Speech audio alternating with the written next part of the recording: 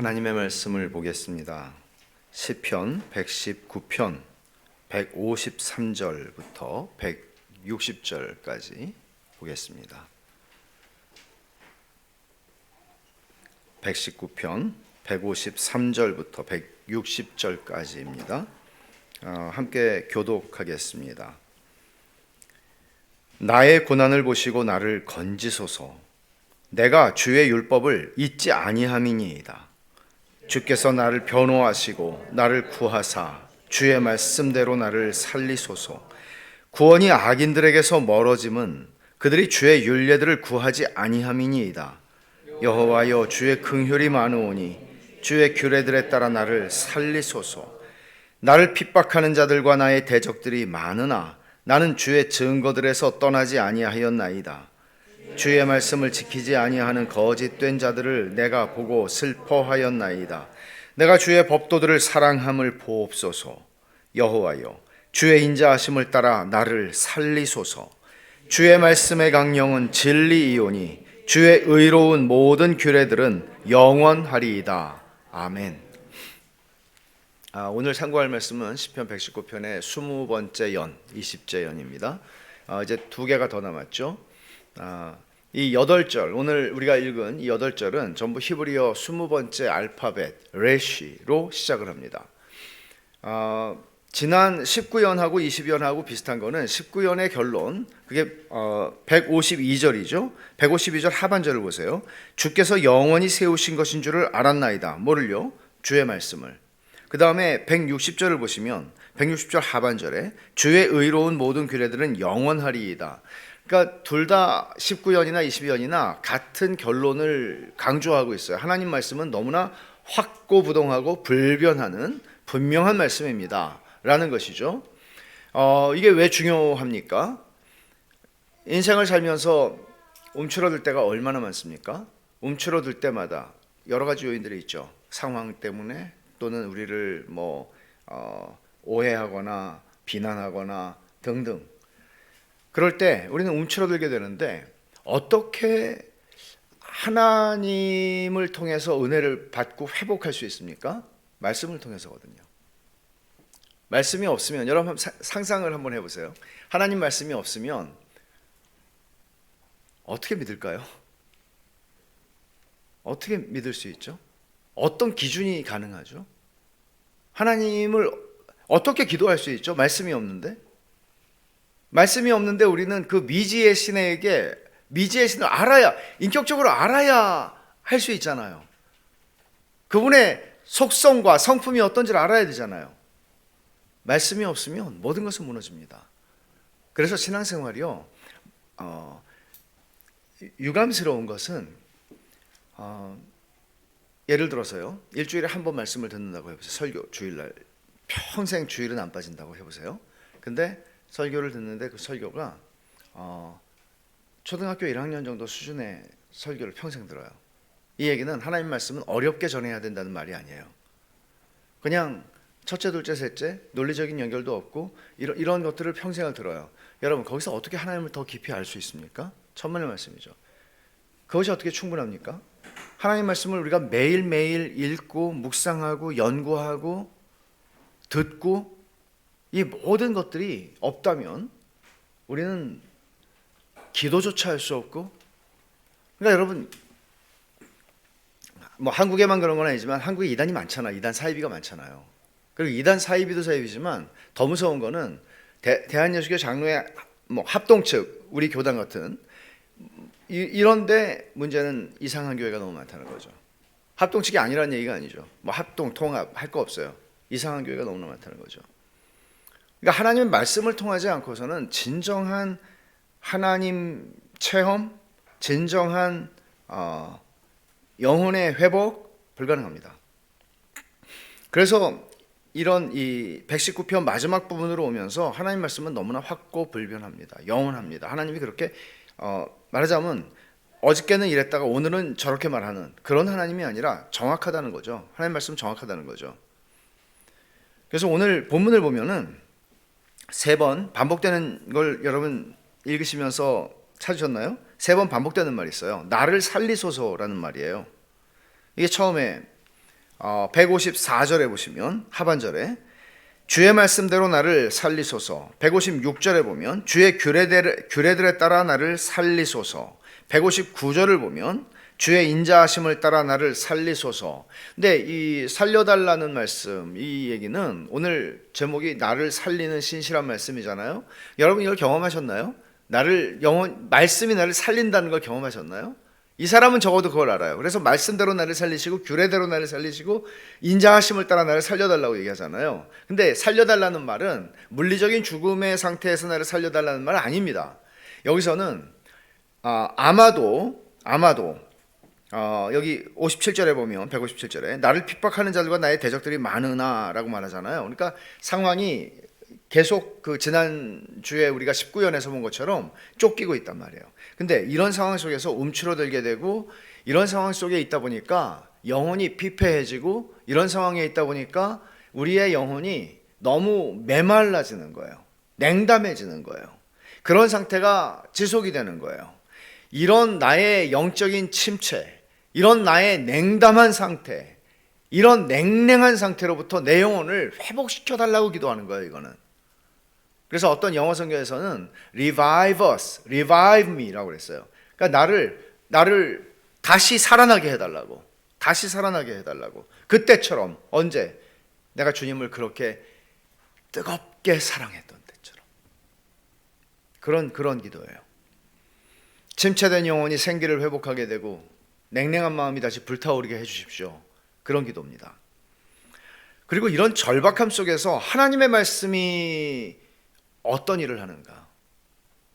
우리도 이런 상태에 들어갈 때가 있잖아요. 많죠. 그럴 때 하나님 말씀은 우리에게 어떤 역할을 합니까? 그때 하나님 말씀을 붙잡는다는 것은 어떤 의미입니까? 그것을 시인은 잘 보여주고 있습니다.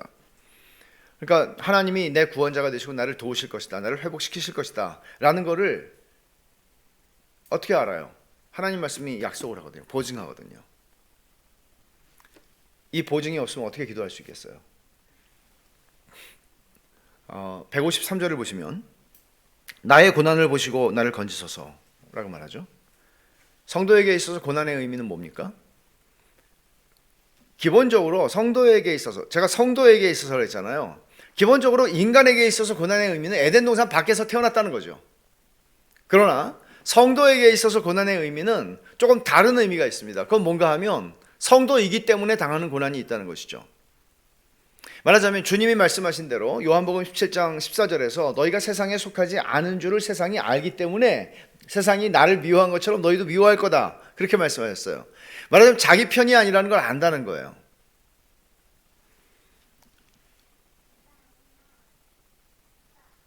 우리의 주관적인 판단이 틀릴 수 있는 경우가 너무나 많기 때문에 이런 말을 하기는 되게 조심스러운데, 여러분이 그리스도인이라는 사실을 알고 그것 때문에 여러분을 미워하면 그 사람은 그로써 자기의 정체를 드러내는 겁니다. 디모데후서 3장 12절에서는 경건하게 살고자 하는 자는 핍박을 받으리라고 그랬잖아요. 박해를 받으리라. 그러니까 여러분들이 경건하게 살고 싶은 마음이 많을수록, 제대로 신앙생활을 하고자 할수록 어려움이 많습니다. 고난이 있습니다. 근데 여기서 우리가 기억해야 하는 거는 이런 거죠. 그러니까 성도에게 있어서의 고난의 의미는 이런 부분이 분명히 있는데, 기억해야 할 것은 하나님께서 우리의 고난을, 당신의 자녀들의 고난을 알고 보고 듣고 계시다는 사실입니다. 여러분, 우리가 출애굽기를 지금 맥주엔에서 읽고 있는데 한 2주 전에 읽은 말씀이겠죠. 출애굽기 3장에 보면 하나님이 모세를 부르시잖아요. 부르실 때 이렇게 말씀하세요. 내 애굽에 있는 내 백성의 고통을 분명히 보고 그리고 이스라엘 부르짖음을 듣고 그 근심을 알고 그 부르짖음이 내게 달하고 애굽 사람이 그들을 괴롭히는 학대도 내가 보았다. 굉장히 많이 반복이 되고 있어요. 내가 보고 들었고 알고 있고, 그리고 어떻게 하세요? 하나님이 신방을 하시죠. 권고하셨더라 라는 표현들이 때로 나오죠. 창세기나 출애굽기나. 그 권고하셨다는 말은 동적인 단어예요. 그러니까 그냥 말로 이렇게 어떻게 위로했다 이런 차원이 아니고 하나님이 신방하셨다는 얘기예요. 찾아가셨다는 얘기예요. 신약의 성도들은 예수님께서 연약함을 이 땅에서 감당하셨다는 것을 알고, 그렇기 때문에 내 연약함을 주님도 알고 계시는구나. 주님은 죄는 짓지 않으셨지만 내 연약함을 아시는구나. 훨씬 더 우리는 연약함을 동정하시는 주님을 생각할 때 큰 위로를 받을 수 있죠. 히브리서 4장에 우리에게 있는 대제사장은 우리의 연약함을 동정하지 못하시리가 아니요 모든 일에 우리와 똑같이 시험을 받으시니로되 죄는 없으시니라. 우리의 약함을 아시는 분입니다. 그래서 이 시인은 우리가 아는 것만큼은 모릅니다. 그럼에도 불구하고 적어도 출애굽기는 알고 있었을 거예요. 그죠? 출애굽기뿐만 아니죠. 하나님이 언제나 자기 백성 가운데 찾아오시잖아요. 그러니까 자기 고난을 보시는 하나님 앞에서 시인이 취하는 태도가 뭐예요? 153절에 보면 나의 고난을 보시고 나를 건지소서 그러잖아요. 그리고는 그가 이렇게 말해요. 내가 주의 율법을 잊지 아니함이니이다. 그가 첫 번째로 취한 행동은 뭔가 하면 그냥 주님 나 못 살겠습니다. 나 살려주세요. 이것만 하는 게 아니에요. 성도들이 고난 가운데서 해야 되는 일이, 씨름이 뭔가 하면 하나님 말씀을 붙잡는 씨름을 하는 거예요. 그게 믿음의 싸움이에요.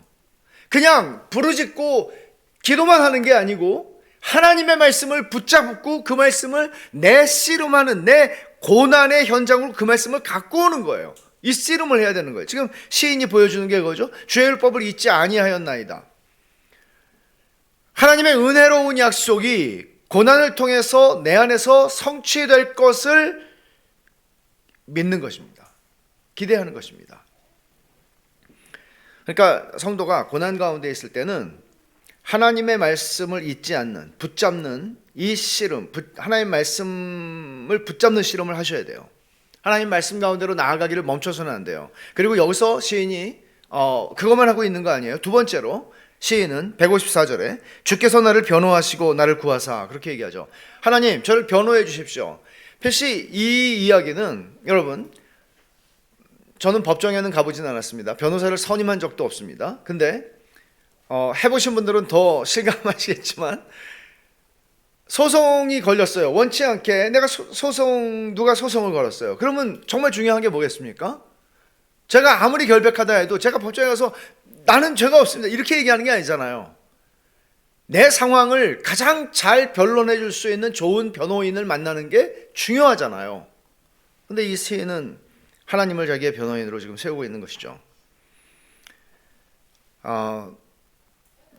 고난이라고 하는, 성도가 당하는 고난이라는 것은 오해와 비방, 근거 없는 비방이 있을 수 있습니다. 당합니다. 그 대표적으로 그걸 당한 분은 예수님이죠. 그리고 선지자들과 사도들 가운데 그런 비방과 오해를 받지 않은 사람 없었고, 예수를 믿는 사람들은 예수 믿음이 선명하면 당합니다. 이런 일이 있습니다. 억울합니다. 확 계급장 뛰는 게 아니고 믿음 잠깐 떼버리고 확 해버릴까 하는 생각이 들 때가 있잖아요. 내가 20살, 내가 60인 걸 감사하십시오. 내가 20살이었으면 막 이런 막 그런 생각이 들 때 있잖아요. 근데 다윗도 그런 일을 많이 겪었잖아요. 우리가 보면 알지만 다윗이 이렇게 기도해요. 시편 35편 한번 보세요. 멋진 고백이죠. 이게 성도들이 이런 그러니까 억울한 일을 당할 때, 성도는 억울하면 안 돼요, 사실은. 근데 억울한 일을 당할 때 이렇게 한단 말이에요. 35편 1절에 보시면 여호와여 나와 다투는 자와 다투시고 나와 싸우는 자와 싸우소서. 방패와 손방패를 잡으시고 일어나 나를 도우소서. 창을 빼사 나를 쫓는 자의 길을 막으시고 또 내 영혼에게 나는 내 구원이라 이르소서.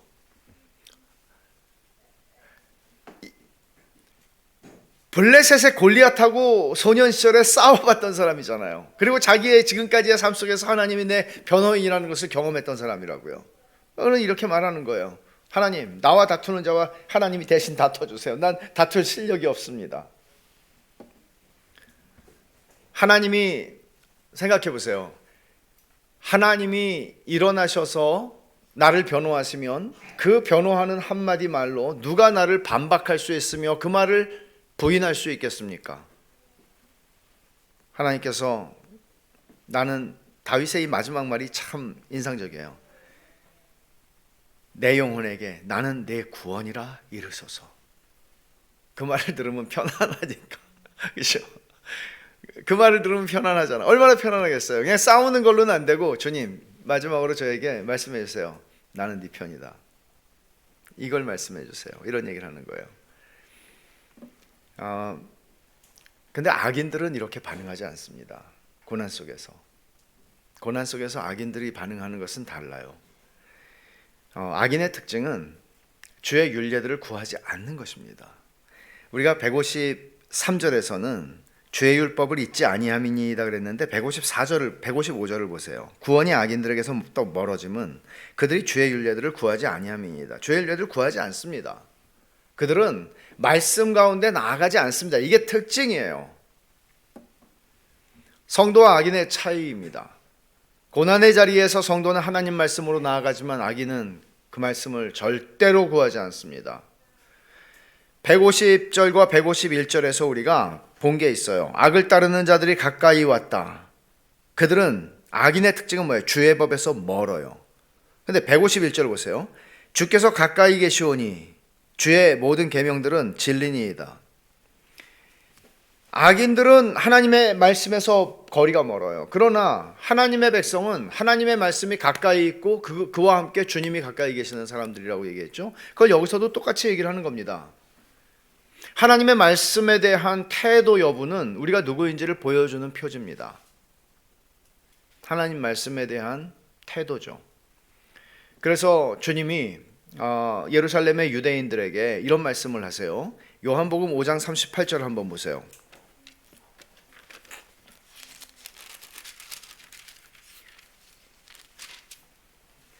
그 말씀이 너희 속에 거하지 아니하니 이는 그가 보내신 이를 믿지 아니함이라. 너희가 성경에서 영생을 얻는 줄 생각하고 성경을 연구하거니와 이 성경이 곧 내게 대하여 증언하는 것이니라. 그러나 너희가 영생을 얻기 위하여 내게 오기를 원하지 아니하는도다. 예수님은 인정하세요. 이 유대인들이 성경을 연구하는 사람들이라는 거 인정하세요. 이 사람들은 겉으로 보면 하나님의 말씀에서 계명에서 머니이다라고 말할 수 없는 사람들이었습니다.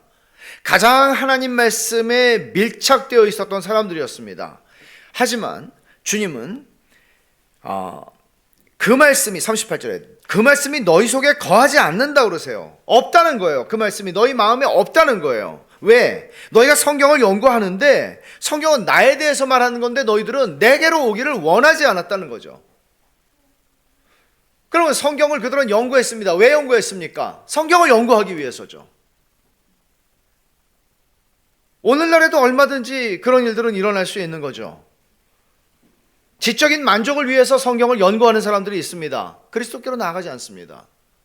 설교를 듣는 것 자체로 만족하는 사람들이 있습니다. 그들은 주님을 만나지 못할 것입니다. 그러니까 참된 경건의 표는 뭔가 하면 하나님의 말씀을 가까이 함으로써 주님을 만나고 주님을 가까이 하는 것입니다. 그러려고 우리는 성경을 보는 거죠. 매일 맥체인 성경 읽기 캘린더로 우리가 성경을 읽어야 하고 성경을 매일 한 장씩 묵상하라고 하는 것은 왜 하는 겁니까? 그러면 괜찮은 종교인이 되기 때문이 아니죠. 우리는 매일 주님이 필요하니까요. 주님이 어떻게 우리에게 가까이 계십니까? 주님이 약속하셨죠. 떠나지 않으신다고. 고아와 같이 버려두지 아니하시겠다고. 어디에 약속하셨습니까? 성경에 약속하셨죠. 우리는 그 약속을 매일 필요로 합니다. 이런 거죠. 오늘도 참 골치 아픈 일이 너무나 많을 텐데 내가 오늘 하루를 어떻게 보내지? 주님, 제 영혼에게 나는 너의 구원이라고 이르소서.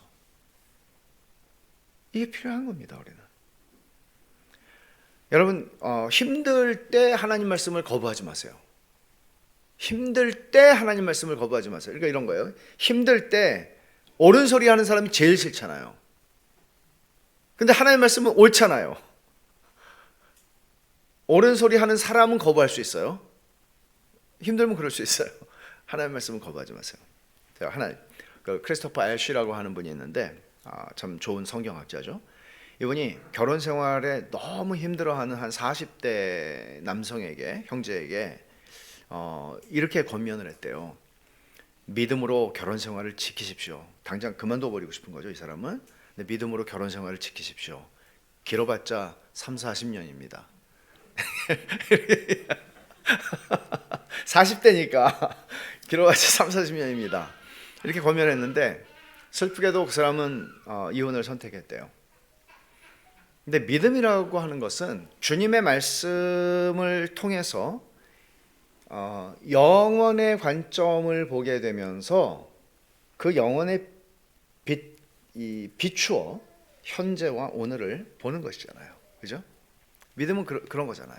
그러니까 우리가 중생할 때 어떤 일이 일어나요? 중생하면 그 전에는 태어나서 죽는 거 이게 전부라고 생각하잖아요. 근데 중생하면 거듭나면 영원 전부터 하나님 날 아셨고 나를 영원으로 부르셨다는 사실을 알게 되잖아요.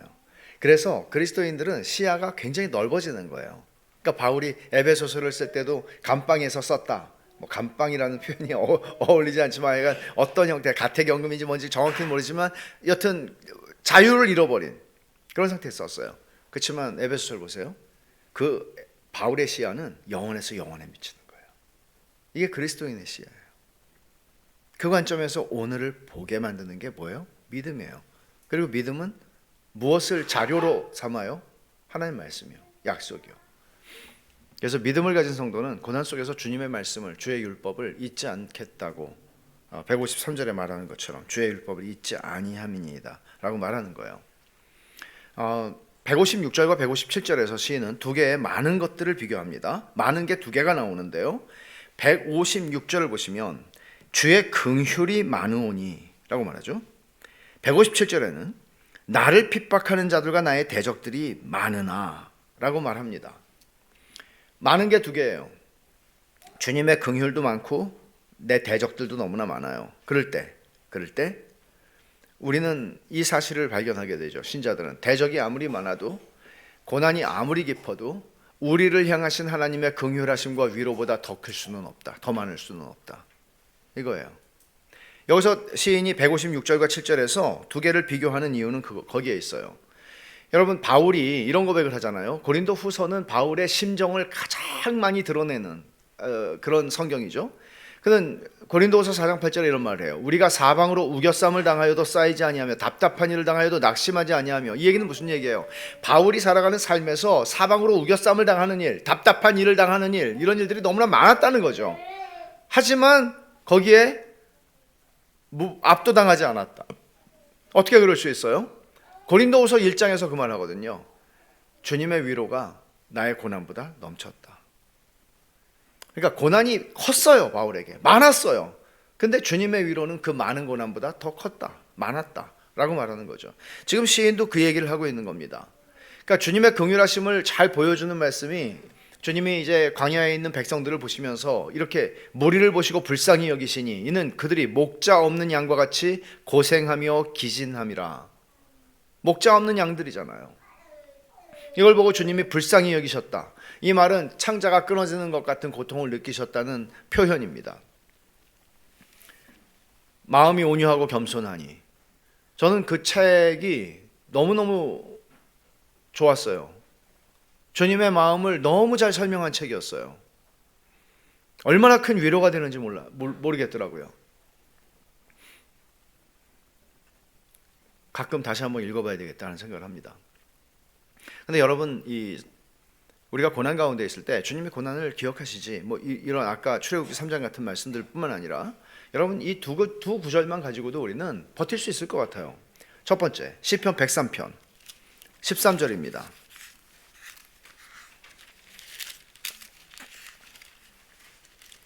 (103편) 13절 같이 한번 읽어보죠. 아버지가 자식을 긍휼히 여김같이 여호와께서는 자기를 경외하는 자를 긍휼히 여기시나니. 이사야 66장 13절 한 절 더 봅니다. 이사야 66장 13절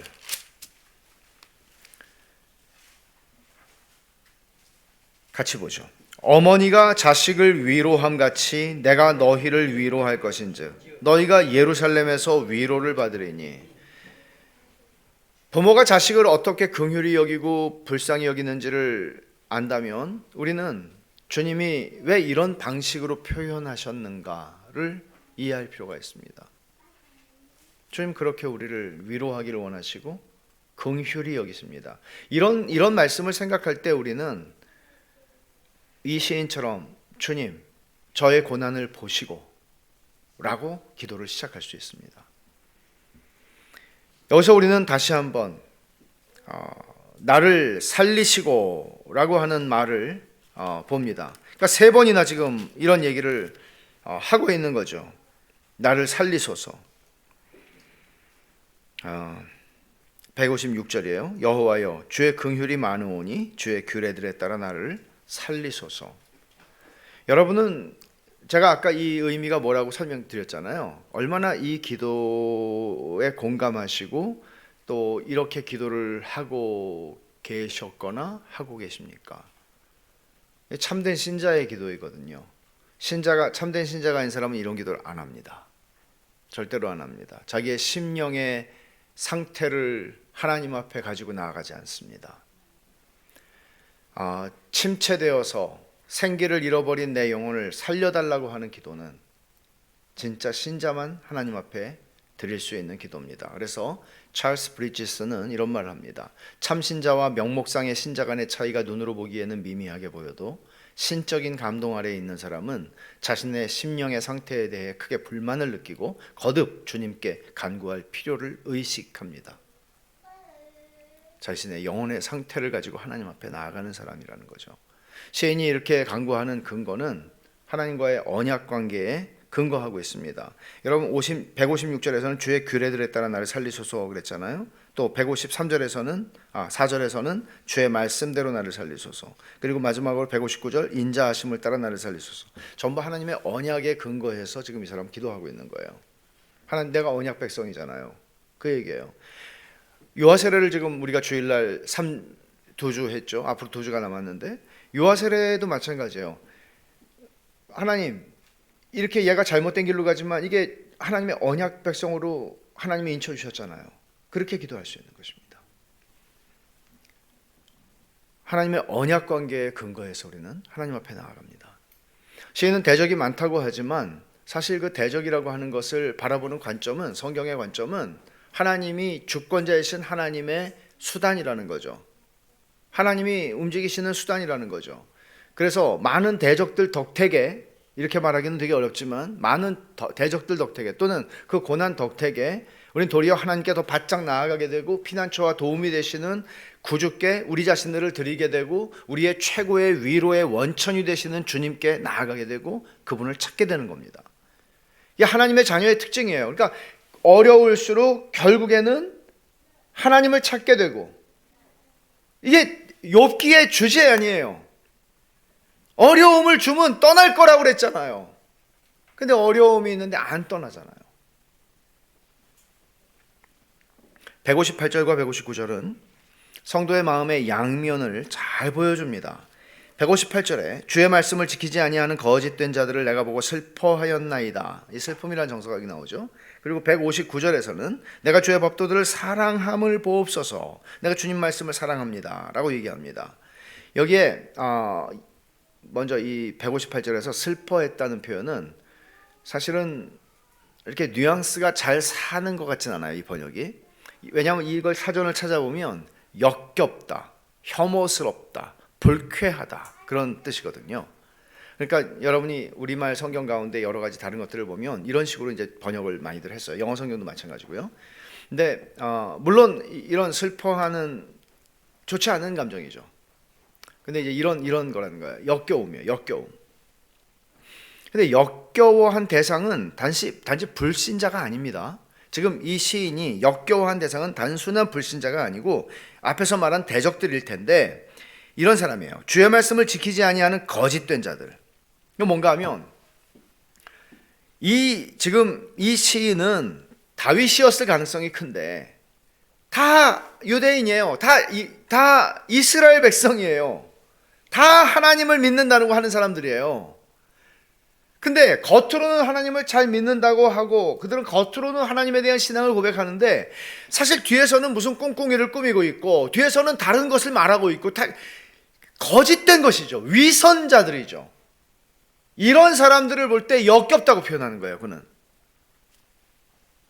겉으로는 하나님 믿는다고 하지만 실제로는 아까 그 155절에서 말한 것처럼 주의 윤례를 구하지 않아요. 하나님 말씀을 필요로 하지 않아요. 거들떠보지 않아요. 하나님 말씀을 가볍게 여겨요. 내가 더 중요하니까.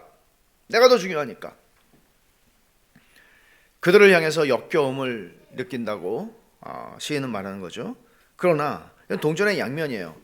이런 마음이 드는 까닭은 뭔가 하면, 여러분 사실 여러분한테 잘하고 못하고 하는 거에 따라서 여러분들이 그 사람을 미워하거나 혐오하거나 역겨워할 수 있죠. 근데 이 시인은 자기한테 잘하고 못하고 뭐 이런 차원을 떠나서도 이런 거짓된 자들을 보면서 역겹다고 얘기합니다.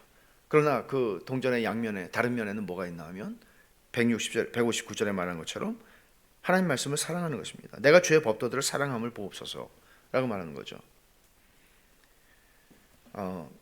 하나님 말씀을 사랑하니까 어떻게 이 사람들은 하나님 말씀을 사랑한다고 말은 하면서도 저렇게 행동할 수 있는가, 이런 생각을 하는 것입니다. 근데 성경에 보면 이런 사람들 많이 나오고요, 이런 사람들에 대한 묘사가 많은데 한 군데만 우리 찾아보죠. 에스겔입니다. 에스겔 33장 30절.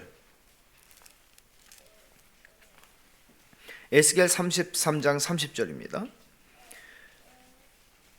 인자야, 에스겔을 부르시는 거죠. 하나님이 내 민족이 담 곁에서와 집 문에서 너에 대하여 말하며 각각 그 형제와 더불어 말하여 이르기를, 자 가서 여호와께로부터 무슨 말씀이 나오는가 들어보자 하고, 백성이 모이는 것 같이 내게 나오며 내 백성처럼 내 앞에 앉아서 내 말을 들으나 그대로 행하지 아니하니 이는 그 입으로는 사랑을 나타내어도 마음으로는 이익을 따름이라.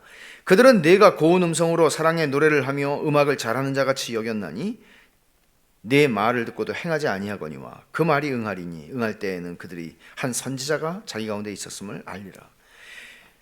이스라엘 이 포로로 붙잡혀간 이 유대인들이 에스겔을 보고, 야 에스겔, 당신의 말은 정말 당신 설교를 잘하는군요. 에스겔을 향해서 그렇게 말했다는 거죠. 설교를 좀 들어봅시다. 정말 설교가 아름답습니다. 멋집니다. 라고 얘기하는 거예요. 그러나 그들은 그렇게 표현은 했지만 살지 않았습니다. 그들은 하나님의 말씀을 순종하지 않았습니다. 그냥 듣는 걸 인조이 한 거죠. 입으로는 사랑을 나타냈지만 그들은 실제로 자기들의 이익을 쫓아서 살아갔던 사람들이었다고 지적하는 것입니다. 주님도 그런 사람들을, 유대인들을 보시면서 이사야 선지자를 인용하여 말씀하셨죠. 이 백성이 입술로 날 공경하되 마음은 내게서 멀도다. 이런 위선과 거짓이, 여러분 저는 교회라고 하는 데처럼 위선이 증폭될 수 있는 자리는 없을 것 같아요. 교회는 그러기에 그 위선이라고 하는 것이 싹이 나서 자라기가 참 좋은 토양입니다. 그래서 율법주의가 무서운 것입니다. 율법주의가 교회의 문화를 형성하게 되면 거기에는 위선자들이 가득하게 됩니다.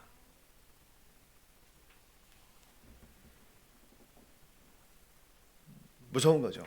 사실은 가장 무서운 집단이 되는 거죠, 교회가. J.C. 라일이 이런 말 합니다. 공개적인 죄와 불신앙은 의심할 여지 없이 수천 명을 죽인다. 그러나 행함이 없는 고백은 수만 명을 죽인다. 그러니까 사람들이 그냥 이렇게 그러니까 공개적인 죄라는 거는 이런 거잖아요. 사람들 앞에서 이렇게 앞뒤가 다르게 이렇게 행동하는 게 아니고 그냥 하는 거예요. 그런 걸 보고 사람들이 다치죠. 옆에 사람들이 힘들죠. 근데 더 위험한 거는 수만 명을 죽이는 것은 행함이 없는 고백이라고 얘기합니다. 여기서 얘기하는 사람들이에요. 주의 말씀을 지키지 아니한 거짓된 자들을. 그래서 시인은 내가 그들을 역겨워한다고 말하는 것입니다. 이런 역겨움과 주님의 말씀을 사랑하는 마음은 동전의 양면이에요. 근데 내가 159절, 내가 주의 법도들을 사랑함을 보옵소서, 이 말을 잘 한번 보세요. 내가 주의 법도들을 사랑함을 보옵소서. 여호와여 주의 인자하심을 따라 나를 살리소서. 그럼 내가 주의 법도들을 사랑한다고 말하잖아요. 근데 뭘 살려줄 필요가 있어요? 살아 있구만. 이게 무슨 말이죠? 이런 말이에요. 주님과 주님의 말씀을 향한 저의 사랑은 변함이 없지만 지금 제 마음은 그렇게 활활 타오르고 있지 않습니다. 주님의 말씀을 사랑하는 것은 제게는 변함이 없을 겁니다. 죽을 때까지 변함이 없을 겁니다. 신자예요 이게. 근데 제 마음이 뜨겁지 않습니다. 냉담합니다. 나를 살아나게 해주십시오. 이런 거예요. 그래서 찰스 브리지스가 이런 냉담한 상태, 이런 상태에 있는 그리스도인들을 향해서 이렇게 권면해요. 우리 자신의 연약함과 냉담함을 의식할 때마다 믿음으로 다시 살리심을 받는 은혜를 구하여 뜨거운 마음을 갖는 건 정말 필요합니다.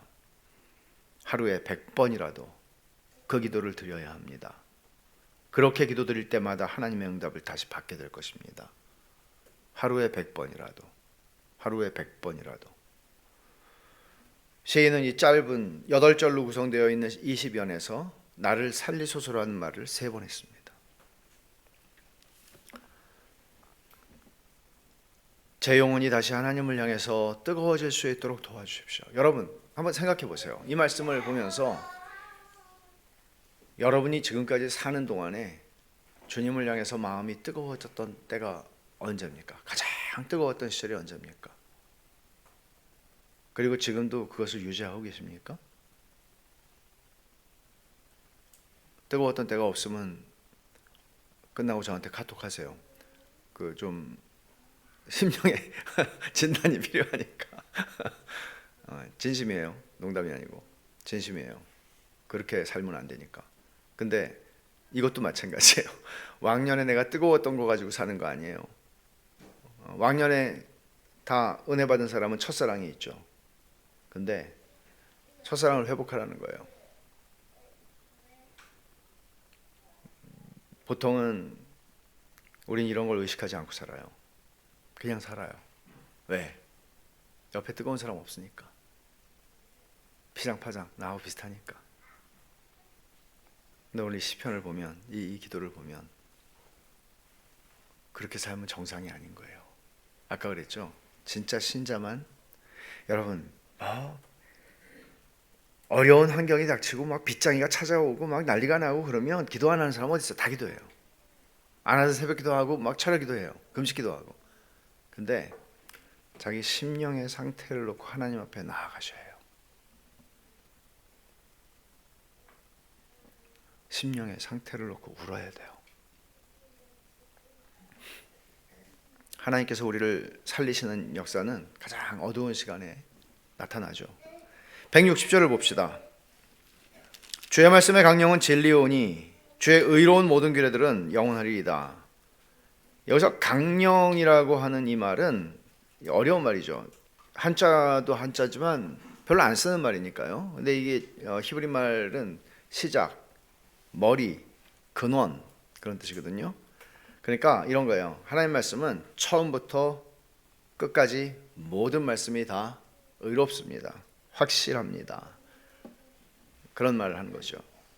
그러니까 이렇게 확고부동하고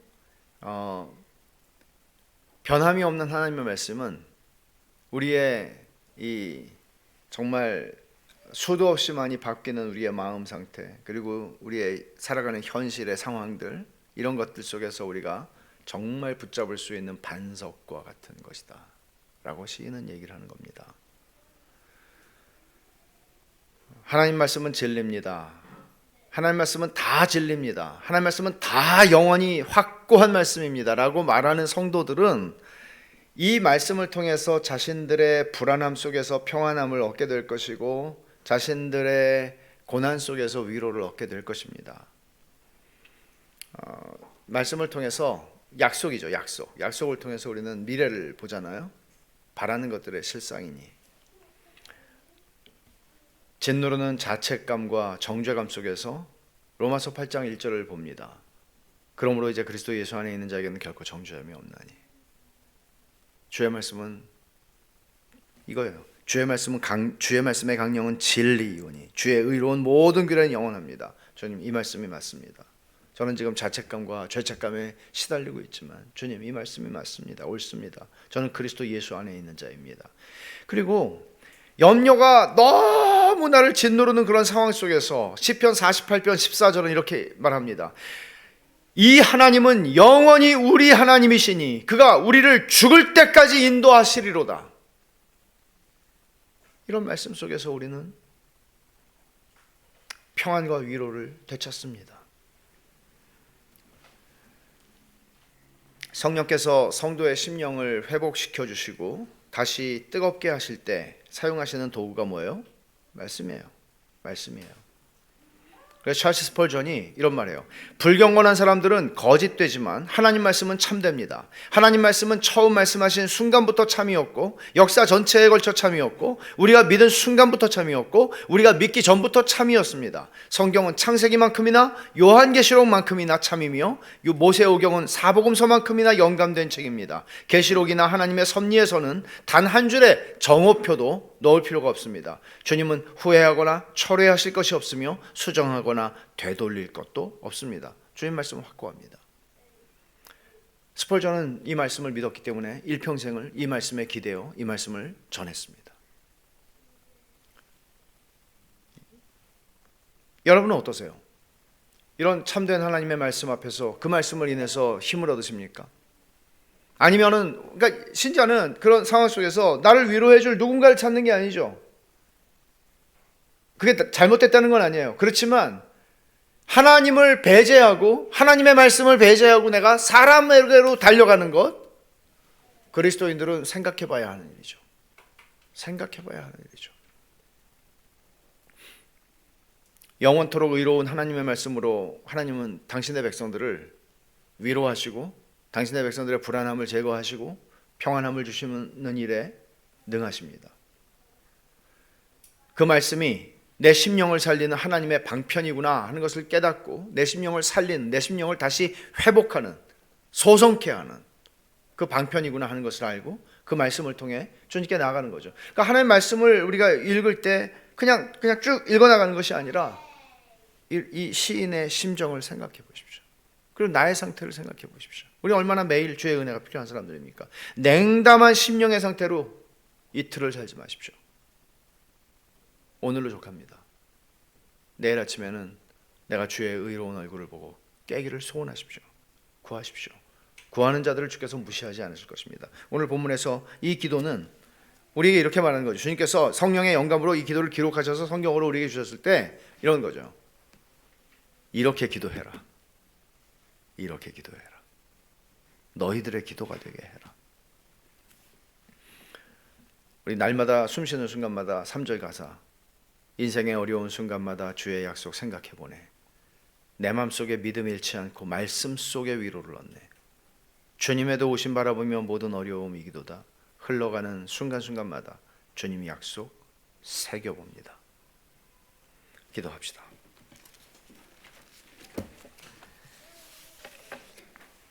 이 시간에 우리